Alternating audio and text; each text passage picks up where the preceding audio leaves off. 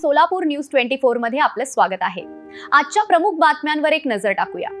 भरधाव कंटेनरने दुचाकीला पाठीमागून जोरदार धडक दिल्याने 2 जणांचा मृत्यू झाल्याची घटना रविवारी सायंकाळी 4:30च्या सुमारास घडली। या भीषण अपघातात दुचाकीवरील दोघे गंभीर जखमी झाले होते। त्यापैकी एकाचा जागीच मृत्यू झाला तर दुसऱ्याचा उपचारादरम्यान मृत्यू झाला।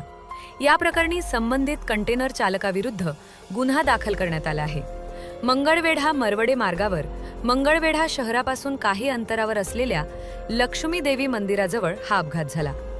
आजबेवाडी येथील नारायण रतिलाल आजबे वय 35 व उमेश गमन खटकाळे वय 38 असं अपघातात मृत्यू झालेल्यांची नावे आहेत। दोघेही मंगळवेढा येथील काम आटपून दुचाकीवरून गावाकडे परत येत होते। यावेळी पाठीमागून आलेल्या 6 चाकी कंटेनरने त्यांच्या दुचाकीला जोरदार धडक दिली। या अपघातात आजबे यांचा जागीच मृत्यू झाला तर खटकाळे यांचा उपचारादरम्यान मृत्यू झाला।